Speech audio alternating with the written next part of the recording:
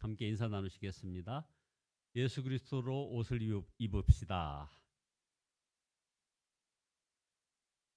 오늘 말씀 제목이 바로 예수 그리스도로 옷을 입으라라는 제목입니다. 계시록 16장은 너무나 무서운 하나님의 마지막 심판 장면입니다.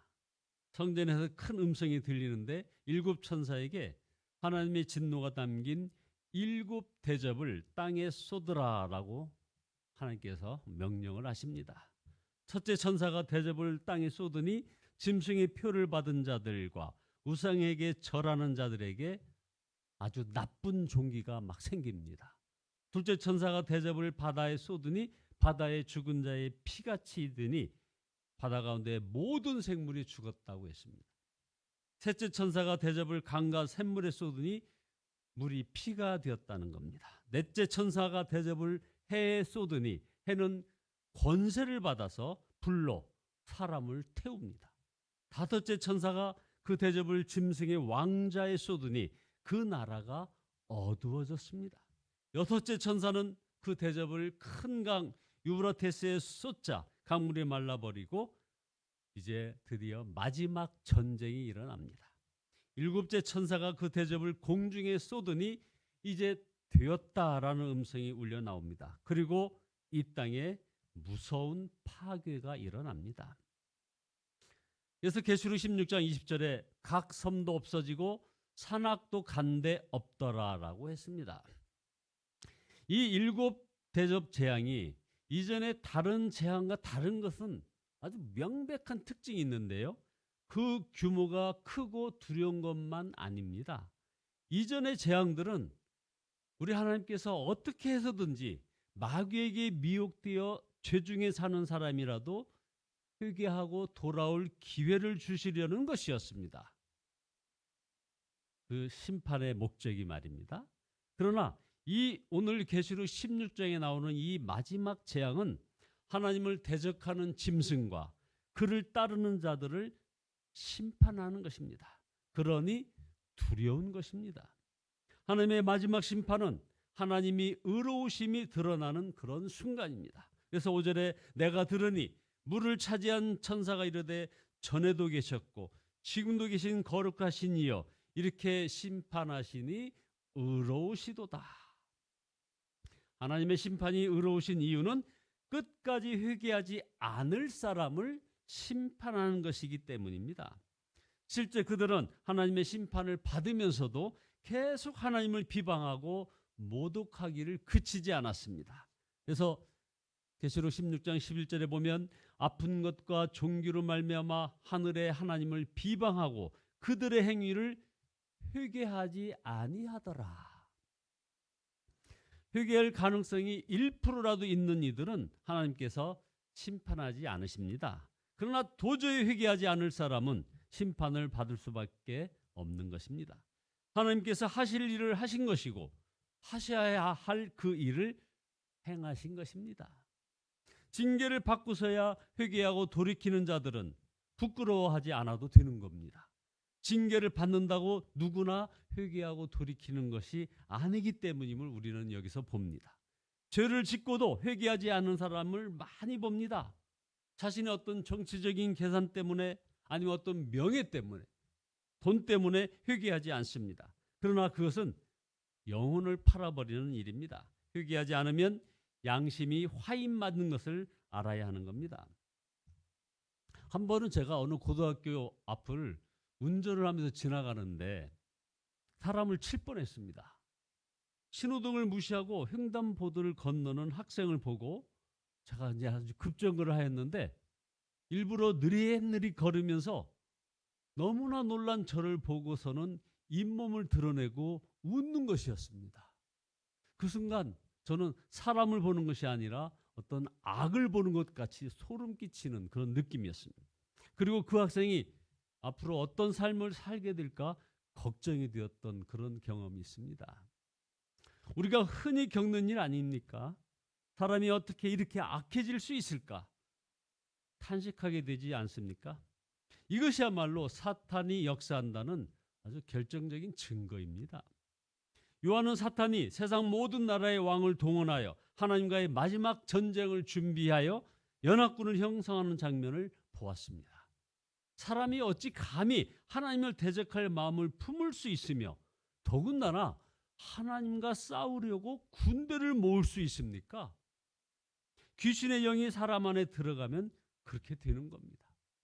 그래서 13절에 또 내가 보매 개구리 같은 새 더러운 영이 용의 입과 짐승의 입과 거짓 선지자 입에서 나오니 그들은 귀신의 영이라 이적을 행하여 온 천하 왕들에게 가서 하나님 곧 전능하신 이의 큰 날에 있을 전쟁을 위하여 그들을 모으더라.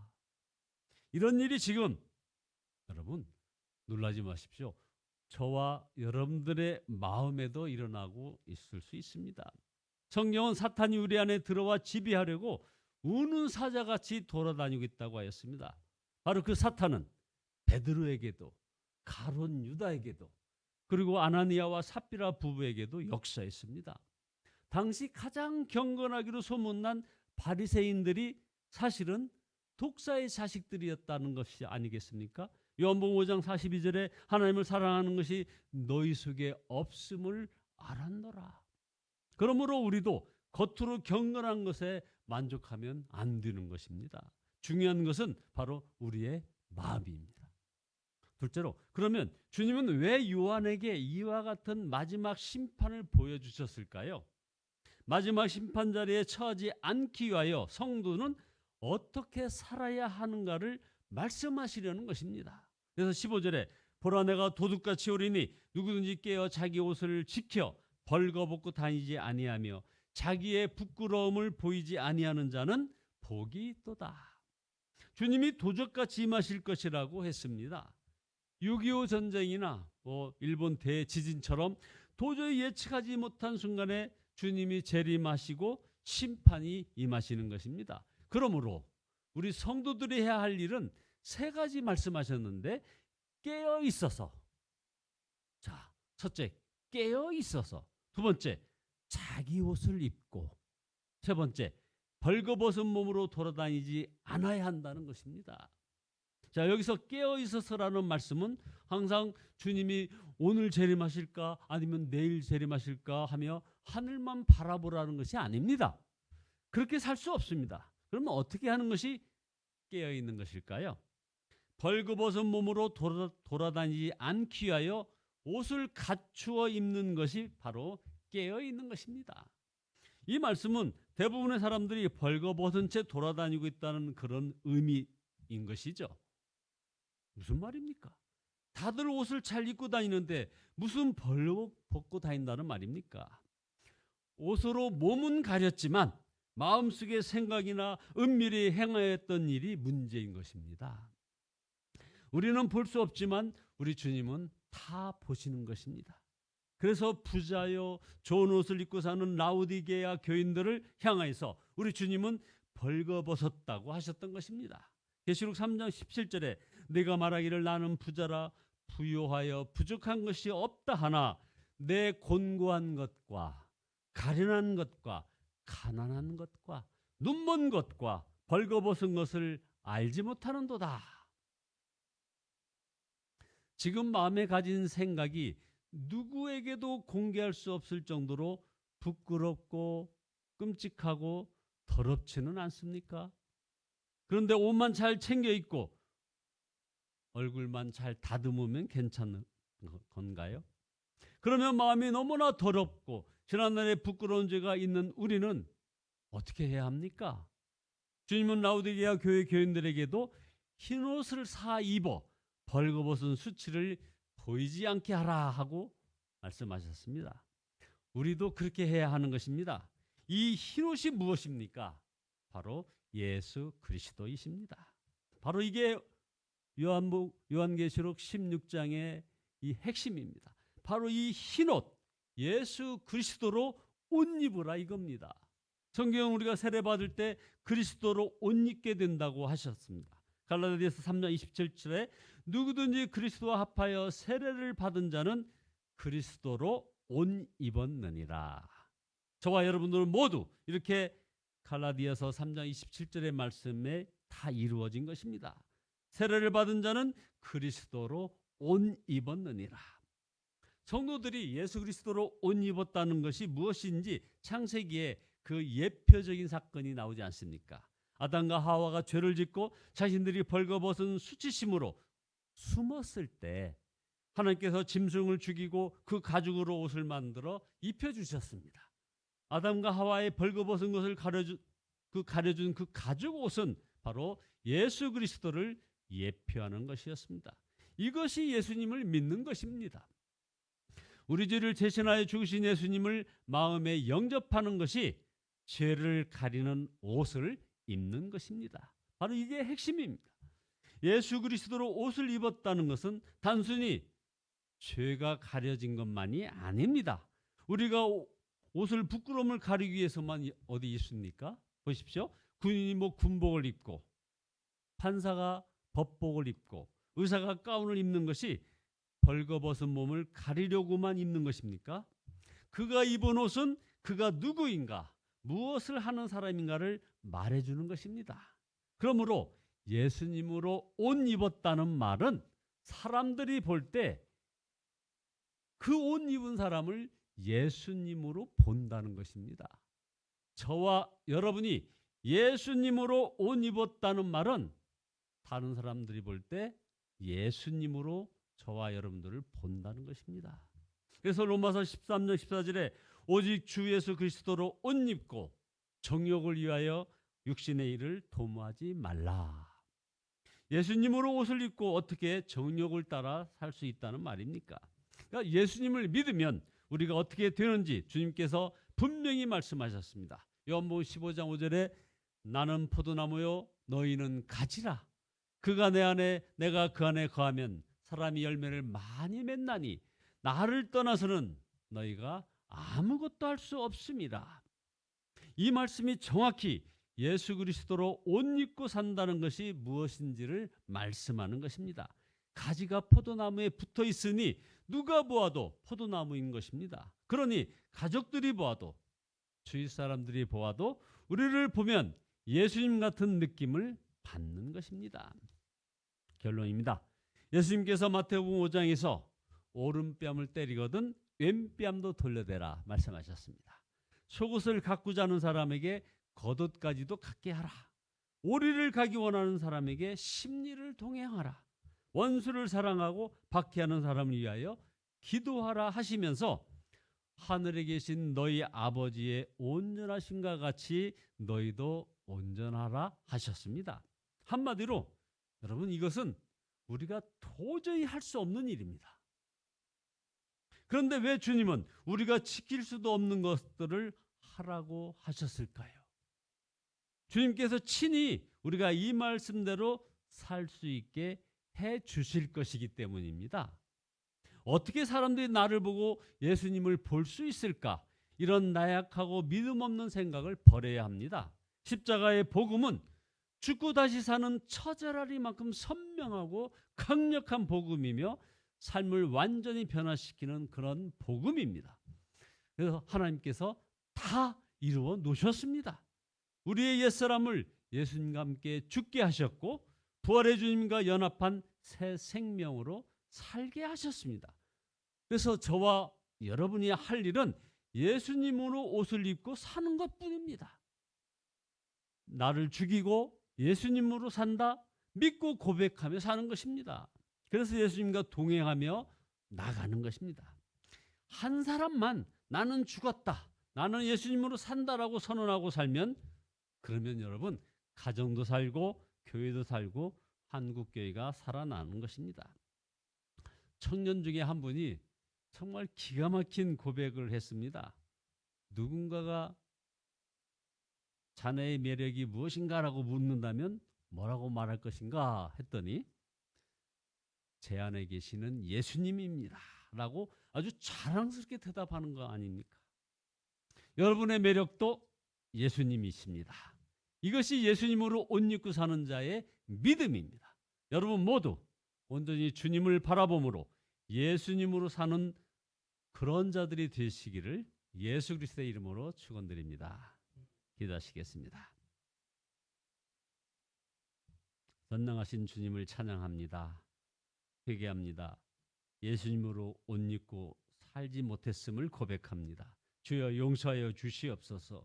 이제 변하여 새 사람들에게 인도하여 주시고 온전히 물밀듯 저희 마음속에 기쁨이 넘치는 그런 주 예수님 내 마음에 오심을 감사하며 나아가는 저희들 되기를 소원합니다. 그 예수님으로 인하여 우리들의 모든 죄악이 용서함 받고 우리들의 모든 질병과 모든 관계의 어려움이 해결되고 아버지 하나님 그리하여 하늘나라 온전히 소망하며 거침없이 나가는 저희들 되어지게 축복하여 주시옵소서. 예수 그리스도의 이름으로 기도드리옵나이다. 아멘. 찬송가 287장입니다. 287장입니다.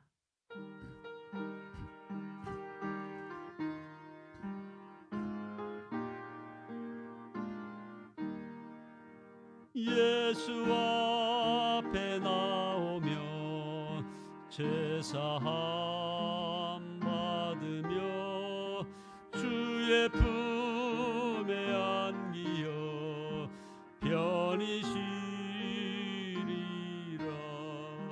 우리 주만 믿으며 모두 구원 얻으며 영생 복락 면류가 확실히 받겠네. 예수 앞에 나와서 은총을 받으며 마음의 기쁨 넘치어 감사하리라. 우리 주만 믿으며 모두 구원 얻으며 영생 복락 면류가 확실히 받겠네. 예수 앞에 설 때에 흰 옷을 입으며 밝고 빛난 내 집에 길이 살리라. 우리 주만 믿으며 모두 구원 얻으며 영생 복락 면류가 확실히 받겠네. 이 시간 우리가 기도하실 때 먼저 지금 브라질에서 부흥성회를 아주 성공적으로 마쳤다는 목사님의 소식을 여러분들 아마 카톡방에서 단체 카톡방에 보셨을 것입니다. 여러분 그 글에 좀 응원 글 좀 붙여 주시기 바랍니다. 그래서 목사님은 내일 이제 LA 쪽으로 이동을 하실 것이고 거기에서 이제 많은 그리스도교회와 여러 교회 앞에서 말씀도 증거하시고 많은 회의도 갖는 그런. 그래서 지금 80이 다 되신 분들이 이렇게 먼 거리를 여행하고 있습니다. 여러분들 위해서 기도해 주시고요. 강군신 목사님 지금 한 달 가까이 병원에 입원해야 된다고 하는 소식이 들려왔습니다만 지금 대화도 가능하고 이제 옷이 짙고 걷고 그래서 그렇게 예상하지만은 중환자실에서 뭐 한 달 가까이 있어야 된다 했지만은 금방 중환자실에서 일반 병실로 옮기지 않았습니까? 하나님의 치료가 급속하게 임하고 어떤 부작용도 일어나지 않고 다시 회복되어서 다음 주 안에 병원에서 태어나는 놀라운 기적 같은 역사 일어나게 해달라고 여러분들 같이 기도를 모아주시기 바랍니다. 우리 주여 삼창하시겠습니다. 주여